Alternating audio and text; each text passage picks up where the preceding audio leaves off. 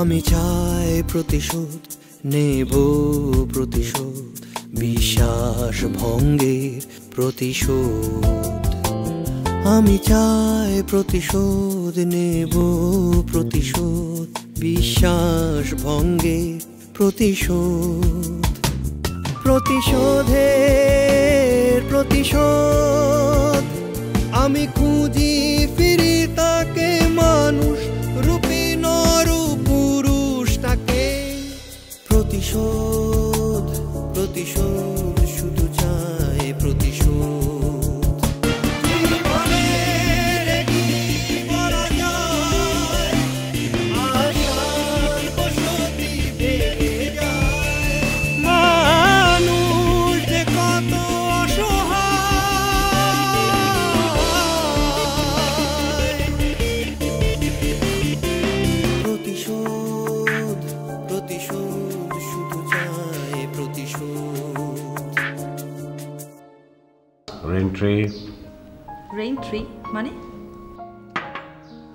Raintree মানে হচ্ছে বৃষ্টি গাছ। আপনি আমার কাছে ছায়া প্রদানকারী বৃক্ষ। ওরে বাবা, একটা কথা বলতে চাই তোকে। মাত্র একটা কথা বলবি?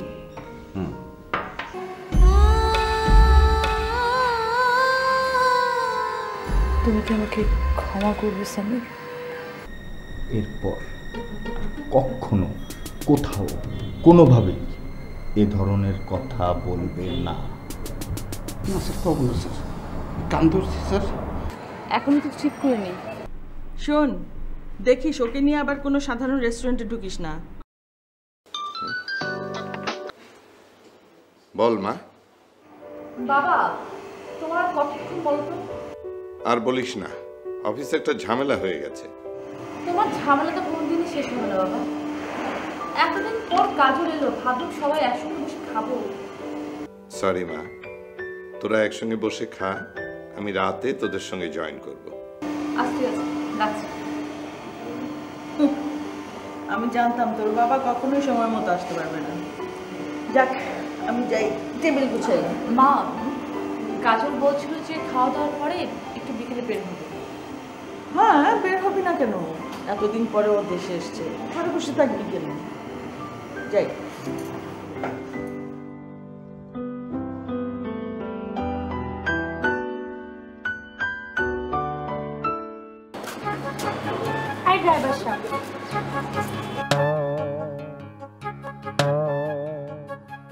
শুনো, সাহেব আর বেগম সাহেব যখন ঘুমাই করবো তখন তুমি আস্তে আস্তে আস্তে আস্তে করে চলে আইবে আমার কাছে, বুঝছো নি? তখন আইলে কি হইব? তোমাকে আমার গাড়িটার পাশে বসাইয়া, বুঝছো, এই এসিটা ছাড়ি সারা এলাকাটা একটা ছক্কর মারবো আর কি, বুঝছো নি? সত্য সত্য। জানো লাইলি, তোমারে দেখলে না আমার কলিজাটার ভিতরে আগুন ধরে উঠে।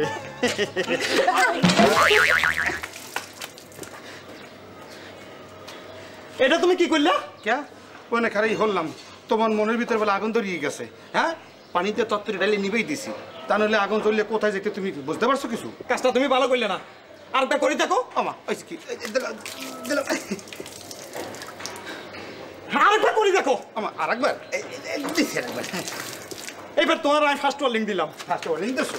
এই আমি তোমার এই আরেকবার ওয়ার্নিং দিলাম। এবার তোমার আমি সেকেন্ড ওয়ার্নিং দিলাম। হ্যাঁ মিয়া, ফার্স্ট ওয়ার্নিং তো দিছো, বেলতে শুনছি। এবার কি বাজাবা? কি বাজাবা? হ্যাঁ,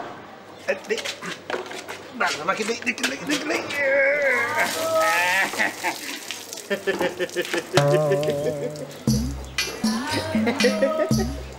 থ্যাংক ইউ। থ্যাংক ইউ মানে? মানেটা বুঝলেন না, বুঝছেননি? আমি কাজটা যখন করি, গাড়িটাও যখন মুছি, বুঝছেন, ওই পানিটা দিয়ে, শেষ পানিটা দিয়ে আমি গোসল করি বালাই আর কি, বুঝছেন? আমার কাজটা তুমি করে দিলে, আমার আর করার লাগলো না, এর জন্য থ্যাংক ইউ। যাই, কাপড়টা একটু ধুয়ে টুয়ে ফ্রেশ করে আসি, পরেটা একটু ফ্রেশ করে আসি। যাই, হ্যাঁ, কোথাও বুঝলাম না, যেটা করতে গেলাম ঘটনা ঘটে গেল উল্টোটা। তারপরটা ঘটলে কি?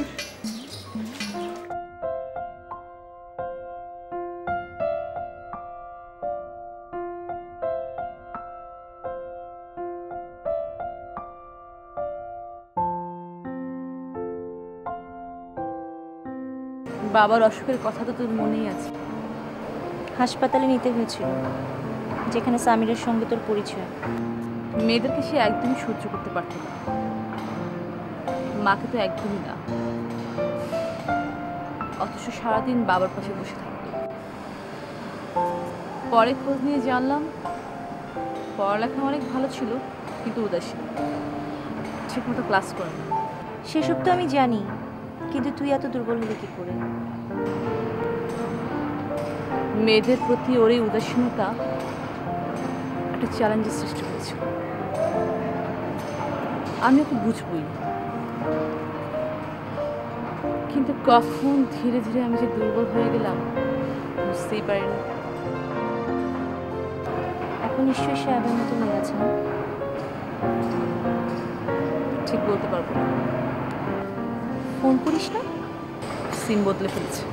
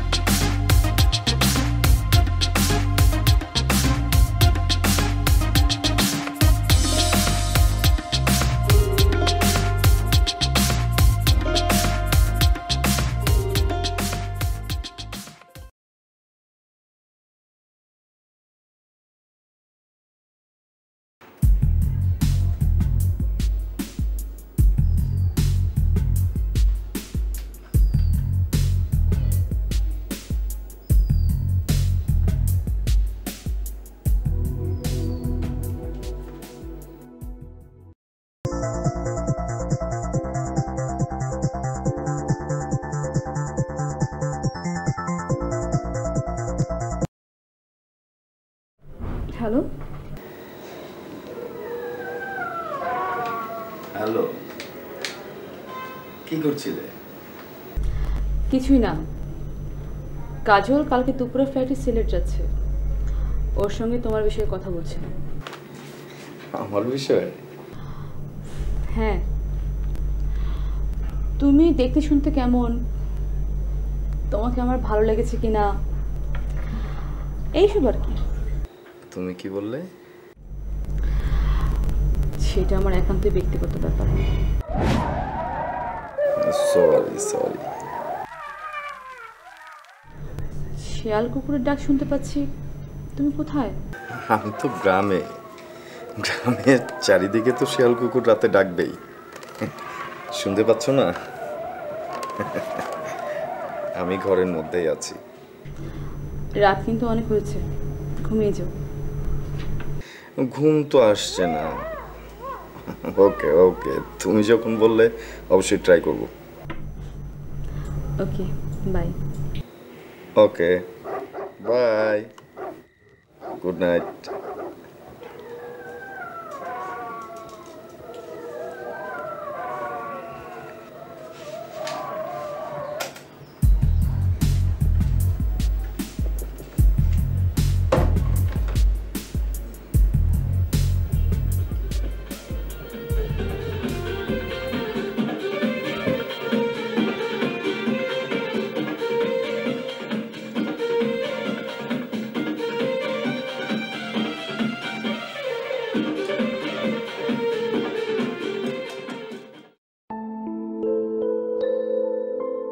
কামটা ভালো হলে ইত্যাদি বুঝছো কোনো বাবদের গুলো আড়া করছো।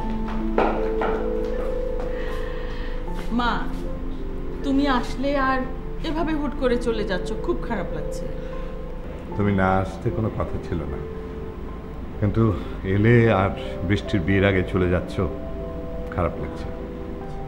আমারও খুব খারাপ লাগছে আঙ্কেল। কি করব বলুন, চাচাতো বোনের বিয়ে, সেই উপলক্ষেই তো আমেরিকা থেকে আসা। না গেলে পারিবারিক ঝামেলা হয়ে যাবে। হ্যাঁ, ব্যাপারটা বুঝতে পারছি। আসি আন্টি। এসো মা।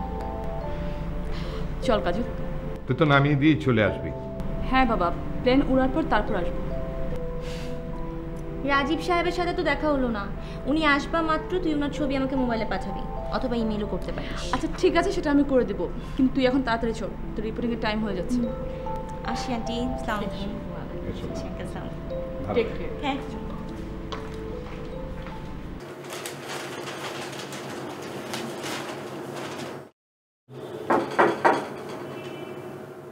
Come in.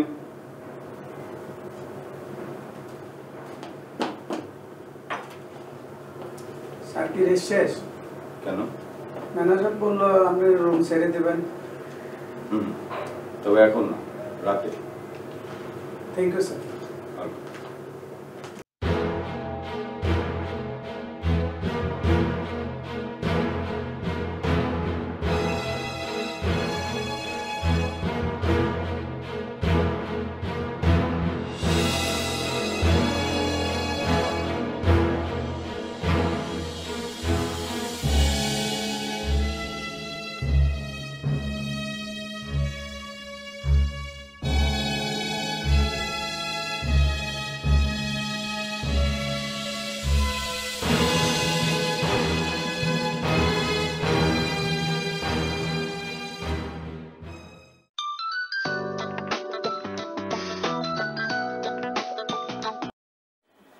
আসসালামু আঙ্কেল।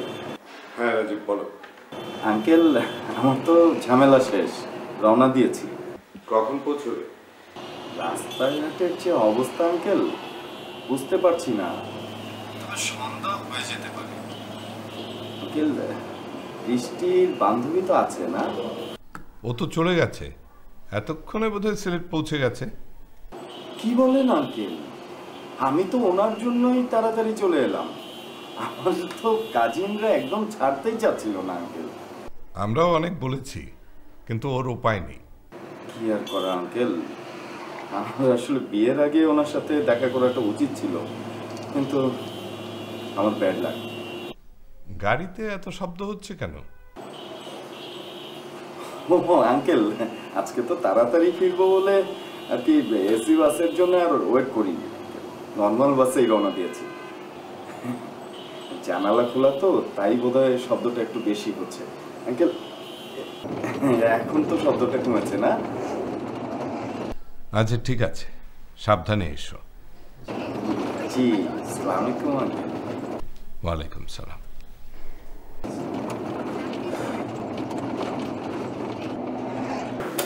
বাঁচা গেল, আর একটু হলেই তো পাখির শব্দ চলে আসবে।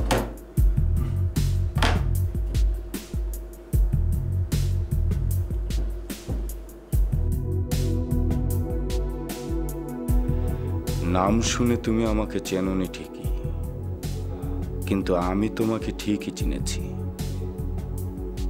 তুমি আমাকে দেখলেই চিনে ফেলতে, আর বৃষ্টি হাতছাড়া হয়ে যেত, আর সেই সঙ্গে হাতছাড়া হয়ে যেত বৃষ্টির বাবার বিশাল ব্যবসা। তুমি চলে গেছো, বৃষ্টি এখন আমার হবে। তার বাবার ব্যবসার দায়িত্ব নিয়ে আমি এখানেই থেকে যাব। আমেরিকা আর কোনোদিন পাবে না। বিয়ের পর তুমি আমাকে চিনলেও কিছুই করতে পারবে না।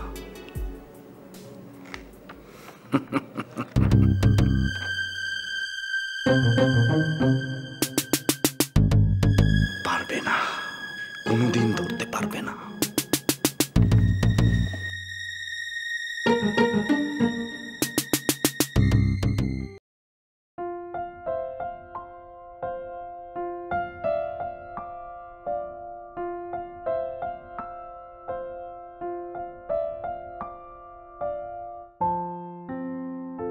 কি রে, অত মন খারাপ করে বসে আছিস কেন? কি হয়েছে? তেমন কিছু না মা, ওই অনেকদিন পর কাজল এসে চলে গেছে তো, এই জন্য একটু খারাপ। সত্যি করে বলতো, শুধু কি কাজলের জন্য মন খারাপ করছে? মা, আমার কাছে লুকোনোর চেষ্টা করিস না। কোনো কি আছে, তুমি তো সব জানো মা। আচ্ছা, ওই সামিরের মতো একটা বাজে ছেলের জন্য তুই কেন মন খারাপ করবি মা? মা, তোমরা আমাকে যা বলেছো আমি কিন্তু মেনে নিয়েছি। যদি না মানতাম তাহলে বাংলাদেশের আইন অনুযায়ী তোমাদের কিছুই করার ছিল না। বৃষ্টি, তুই এমন রেগে যাচ্ছিস কেন? কারণটা কি? কারণ তুমি সামিরকে বাজে ছেলে বলছো। সামির আমার ভালোবাসা, সে বাজে ছেলে নয়। একজন সৎ মায়ের বাজের আচরণে সে এমন হয়েছিল। ঠিক আছে, আর কোনোদিন বলবো না। এবার বলতো, রাজীবকে তোর পছন্দ হয়েছে তো? সেটা জানা কি খুব দরকার আছে? এটা কেমন কথা বললি তুই? যার সাথে আমি আমার মেয়েকে বিয়ে দেব তাকে আমার মেয়ের পছন্দ কিনা সেটা কি আমি জানবো না?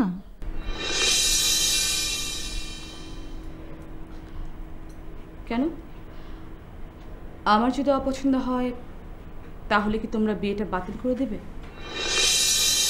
এটা কেমন কথা? বিয়ে বাতিল করব কেন?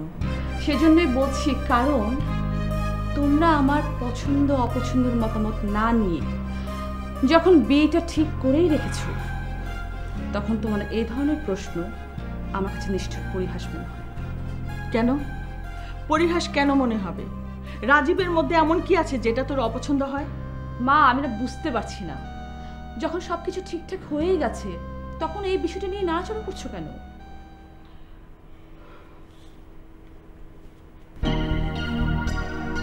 আমি জানি না তুই আমাদের উপর অনেক রেগে আছিস, কিন্তু তুই বিশ্বাস কর, আমরা তোকে সুখে দেখতে চাই। আমি জানি সামিরকে আমি অপছন্দ করলেও তোর কোনো অপছন্দের ছেলের সাথে আমি তোকে কোনোদিনই বিয়ে দেব না। তুই লেখাপড়া জানা সুন্দরী একটি মেয়ে, রাজীবের সাথে বিয়ে না হলেও যে কোনো ভালো ছেলের সঙ্গে তোর বিয়ে হতেই পারে। মা, এখন তোর এসব কথা বলে কোনো লাভ নেই।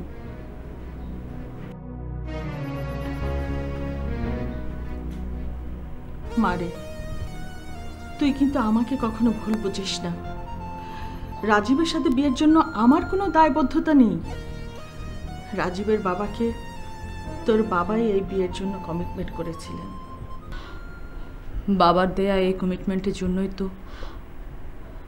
আমি আমার ভালোবাসাকে ত্যাগ করেছি মা। প্লিজ মা, আমি নতুন করে আর এ নিয়ে ভাবতে চাই না।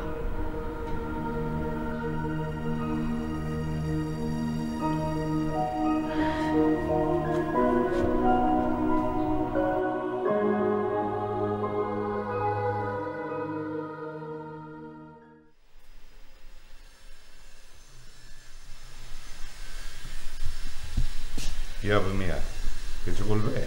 স্যার, ওই দেরি তো আর সহ্য হচ্ছে না। কেন, ক্ষুধা কি বেশি লেগেছে? না স্যার, আমি আমার খিদের কথা বলছি না। তবে আমি স্যার পাত্রপক্ষের কথা বলছি স্যার। তারা দেরি সহ্য করতে পারছে না। মানে তোমার মেয়ে যাকে পছন্দ করেছে সেই পাত্র? জি স্যার, পাত্র আমার মেয়েকে পছন্দ করেছে। পছন্দ করেছে, বিয়ে হবে, খরচ যতটা পারি দেব। আপনি না দিলে টাকাটা কে দেবে স্যার?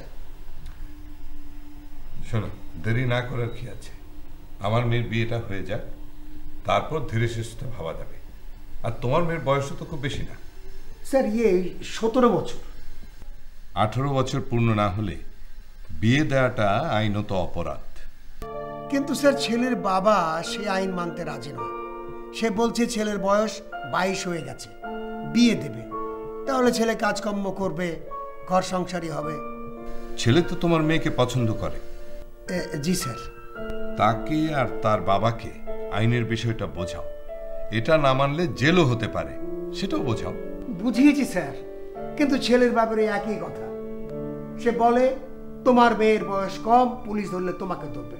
আমার ছেলের বয়স ঠিক আছে, আমার কিচ্ছু হবে না। ছেলের বাবার কথা তো ঠিকই আছে, তুমি এক কাজ করো, ছেলেকে গিয়ে বোঝাও। সে রাজি না হলে তো আর বিয়ে দিতে পারবে না। তা তো অবশ্যই পারবে না স্যার। তাহলে সে চেষ্টাটা করো, তারপর দেখা যাবে। ঠিক আছে স্যার, আমি আজকেই ছেলেকে ডেকে নিয়ে বোঝাবো স্যার। আচ্ছা, এখন এক কাজ করে যাও, ওই চাইনিজ থেকে ভেজিটেবল রোল আর নুডলস নিয়ে আসো। ঠিক আছে।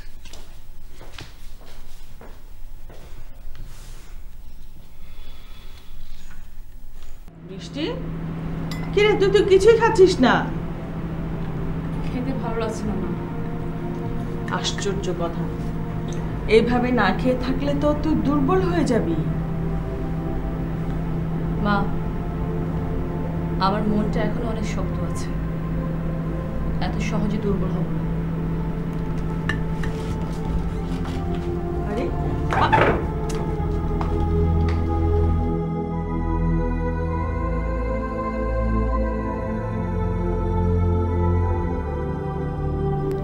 লাইলি, লাইলি। হ্যালো কাজল, পৌঁছে গেছিস? এই মাত্র পৌঁছালাম। এত দেরি হলো যে? আর বলিস না, এয়ারপোর্টে যে গাড়িটা পাঠিয়েছিল সেটা রাস্তায় নষ্ট হয়ে গিয়েছিল। আমি তো অপেক্ষা করতে করতে টায়ার্ড হয়ে গেলাম।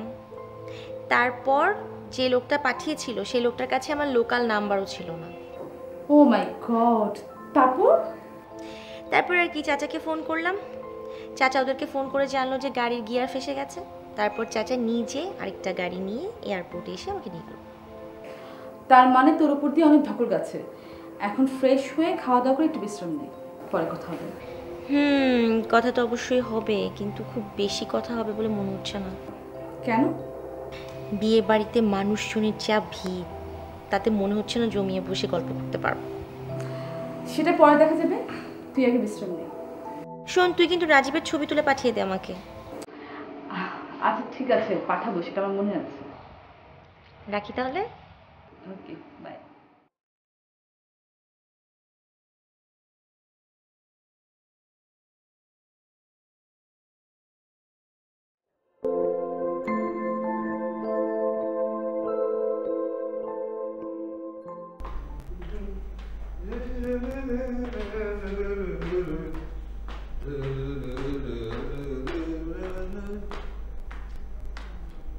গেছে কোথায় পাগলিটা?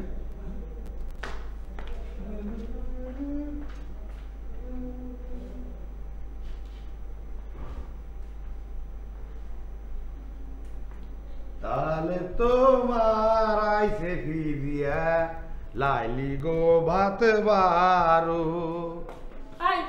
তুই আবার শুরু করছ? শুরু করলাম কথা কোনটা? ভাতও তো বারস নাই। পরে যা মন যা। কে পরে কে? সাহেব অফিসে আভামনির খালামা দাওয়াত খাইয়ে গেছে গা, এখন খালি তুই আর আমি খামু। খালাম্মাও খায় নাই, আপামনি ডাইনিং টেবিলে বইসা উঠা গেছে। সেইগুলা দেখা খালাম্মার মন খারাপ, খালাম্মার প্লেট নিয়ে গেছে আপামনিরে খাওয়াইতে। যা যা, পরে আহিস। আমি কিন্তু কিছু বুঝতেছি না, এত ভালো পাত্র, আমেরিকান পাত্র, এর তো কোনো অভাব নাই। বড় লোকের মন কখন ভালো হয় কখন খারাপ হয় এটা শুধু আল্লাহ আর হেরাই জানে। হ্যাঁ, এইটা বসে পারফেক্ট কইছো। আচ্ছা শোন, তোর আমেরিকান ড্রিঙ্কস কি ফুরে গেছে? থাকলেন না ফুরিয়ে, এই আমেরিকান সাহেব পেটের দিন মরে একটা করে দিতে, দিনেরটা দিনেই শেষ। জিনিসটা করলে মজা, খাইলে মনটা কেমন জানি ফুর্তি ফুর্তি লাগে।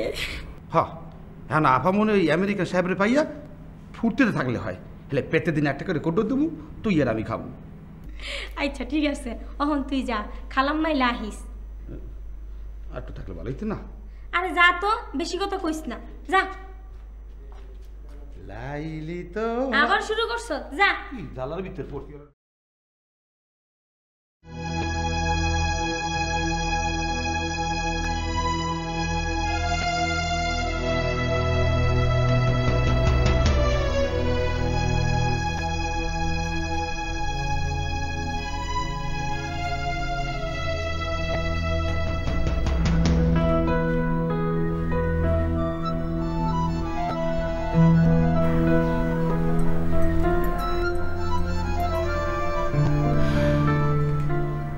তুই তখন অনেক ছোট।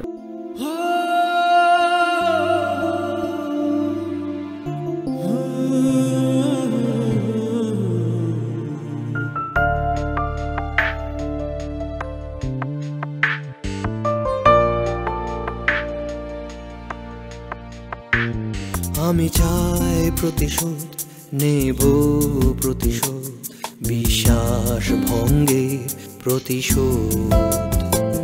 আমি চাই প্রতিশোধ নেব, প্রতিশোধ বিশ্বাস ভঙ্গে প্রতিশোধ।